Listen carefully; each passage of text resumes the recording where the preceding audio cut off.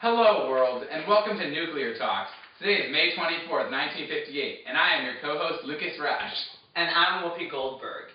Today we will be discussing the Manhattan Project, as well as the creation of the atomic bomb.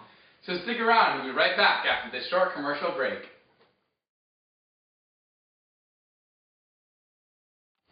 Hello American people, my name is Robert Oppenheimer, and I'm a theoretical physicist and was previously the head of the Los Alamos Research Facility, aka the Manhattan Project. Did you know that you could currently have cancer because of our research? For the past 20 years, we have been testing nuclear weapons here in New Mexico, and it turns out they're not so good for your body, and release a massive amount of radiation all throughout the air. The National Cancer Institute estimates that anyone alive in the U.S. right now has probably been exposed to at least 2 rads of iodine-131, and is therefore at very high risk of thyroid cancer. Not so good, so get checked soon, as early recognition is your best chance of survival. Thank you. Oh no! And now we're back. So the Manhattan Project, started in 1942, was a massive government project created to perform scientific research during World War II using money allocated by President Roosevelt. Their main goal was to explore nuclear reactions and develop many nuclear devices and reactors around the country to provide energy and protection. The Manhattan Project's biggest task was to make a bomb that, when ignited, would compress the radioactive plutonium core to such a small mass that it would explode on a never-before-seen scale of lethal destruction.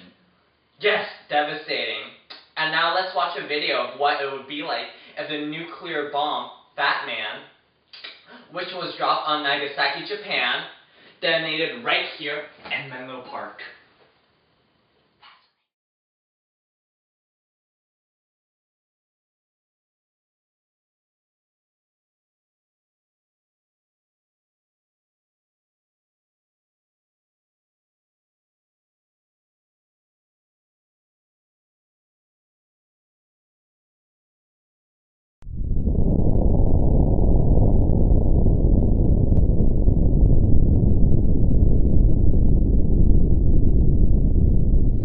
Not so good. So the first nuclear bomb was ever dropped was at the Trinity site in the New Mexico desert on July 16, 1945, and it was the equivalent of 20 kilotons of TNT.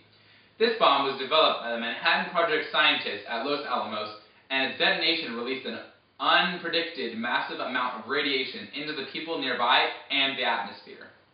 This point in time marked the beginning of the U.S. nuclear dominance, and consequently led Russia developing similar bombs and eventually caused the nuclear arms race between the USSR and the US.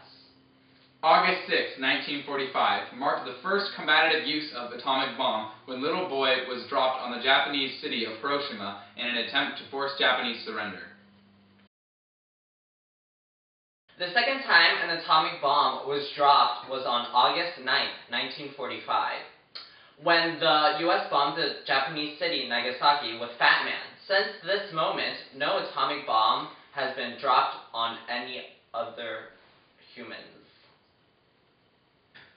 And now we're going to go to nuclear specialist James.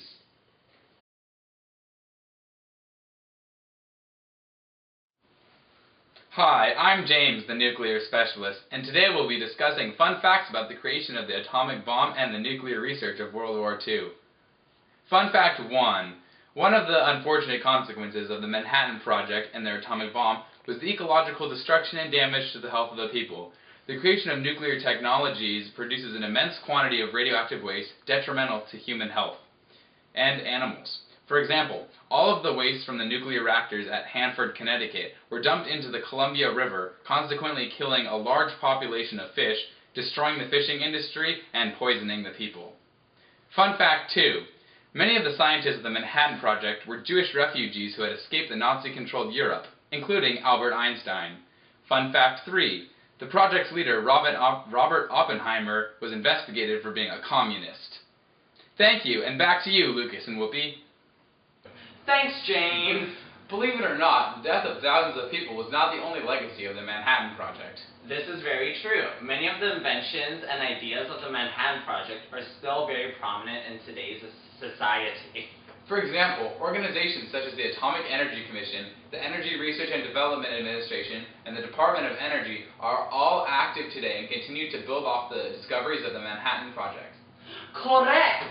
And nuclear energy, first developed by the scientists, is used today to generate approximately 10% of the world's electricity through a clean radioactive chemical chain reaction that does not pollute the atmosphere. Scientists believe that without nuclear energy used today that was first developed in the Manhattan Project, us humans would pump an additional 3.5 gigatons of carbon dioxide into the atmosphere each year. As you can see, the discoveries of the Manhattan Project and their development of the nuclear bomb, while it did kill many, also had a long-lasting legacy of scientific advancement. And that's Nuclear Talks. Thanks for listening in. I'm Whoopi. And I'm Lucas. Goodbye.